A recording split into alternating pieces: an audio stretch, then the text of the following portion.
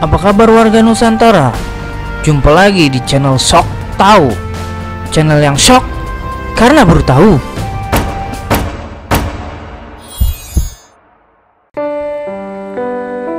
Prostitusi merupakan salah satu profesi tertua di dunia.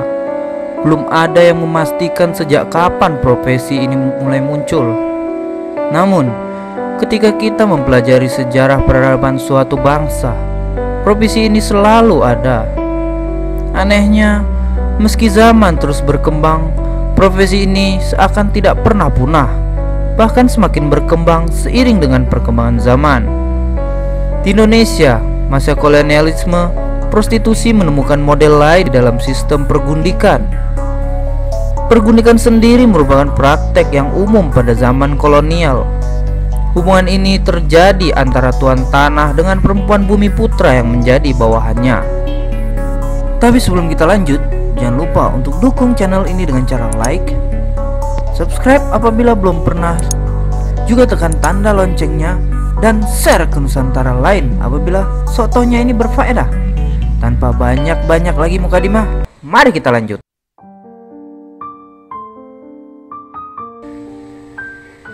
Praktek pergundikan di Hindia Belanda akhirnya melahirkan sebuah kelas masyarakat baru yang disebut kaum Indo.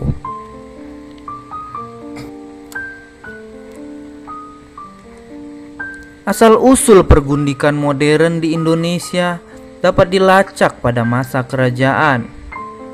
Di Jawa, komodifikasi terhadap perempuan merupakan bagian integral dari sistem feodal.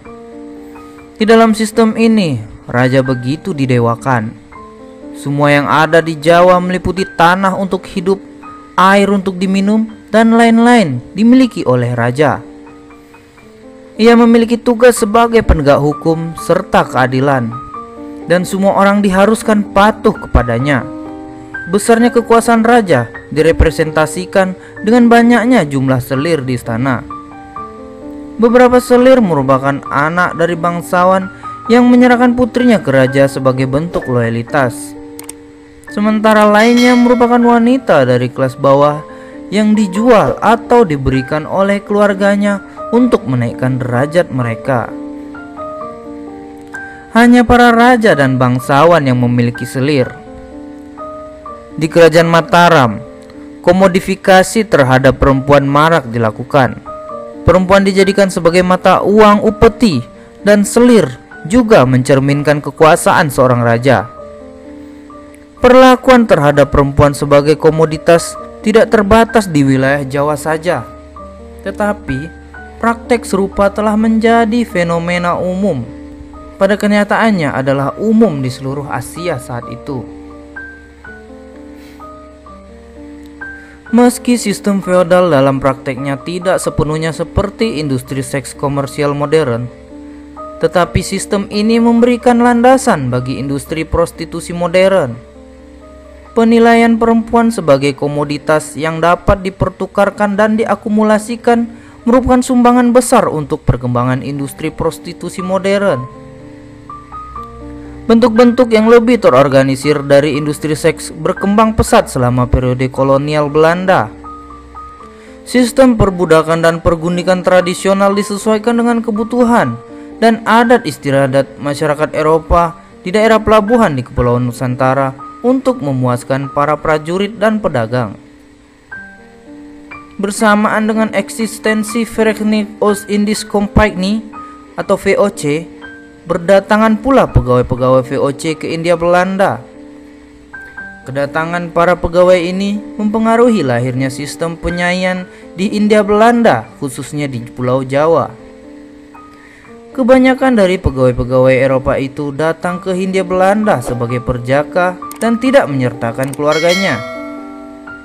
Di antara pegawai-pegawai Eropa tersebut akhirnya memilih untuk tinggal bersama perempuan pribumi sebagai nyai.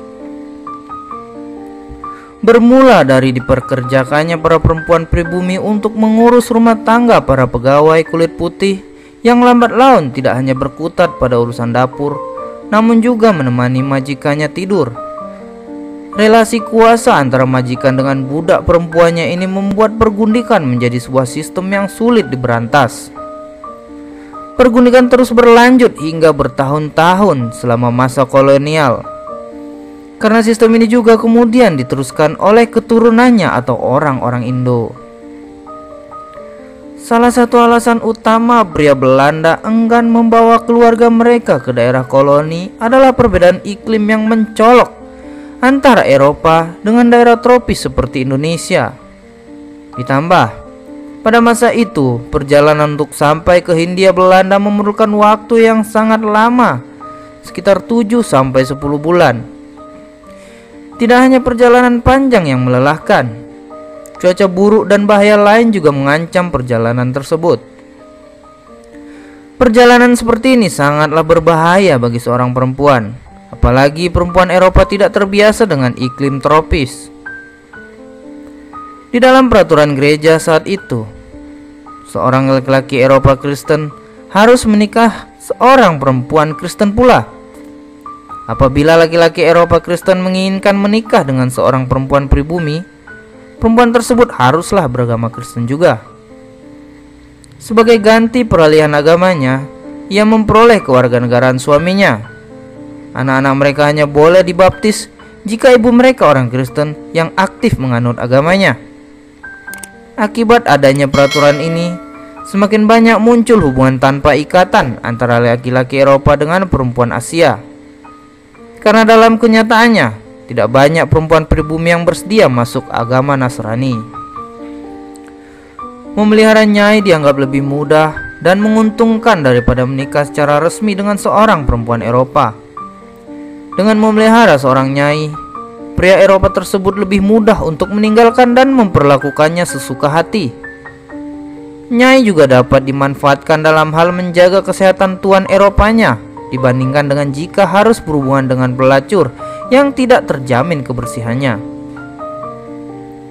Kehadiran nyai juga dimanfaatkan untuk memperoleh pengetahuan mengenai kebudayaan Melayu, baik dalam bidang bahasa, kebiasaan maupun adat istiadatnya.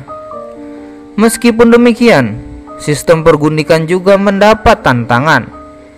Salah satu yang menentang sistem ini adalah Gubernur Jenderal VOC keempat, yaitu Jan Pieterszoon Kool. Di tahun 1618 hingga 1623 dan 1627 hingga 1629, ia menganggap bahwa pola hidup bersama para lelaki Eropa, khususnya Belanda, dengan para budak perempuan pribumi ini merupakan penyelewengan. Menurut Kool, pergundikan mengarah pada berbagai perilaku yang janggal, tidak terkendali, dan membahayakan kepentingan kolonial. Kool mengeluarkan larangan memelihara seorang atau lebih gundik di rumah, tempat tinggal, atau tempat lain. Larangan ini mulai berlaku pada 11 Desember 1620.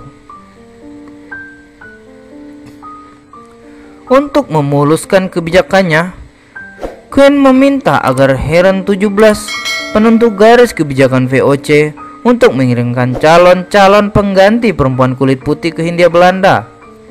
Mereka diwajibkan menikah dengan para pegawai VOC yang ada di Hindia Belanda, dan sebagai gantinya mereka mendapat pelayaran gratis serta mas kawin. Kebanyakan dari mereka bukan gadis baik-baik. Di Hindia Belanda, mereka senang mabuk-mabukan dan bertindak di luar aturan agama.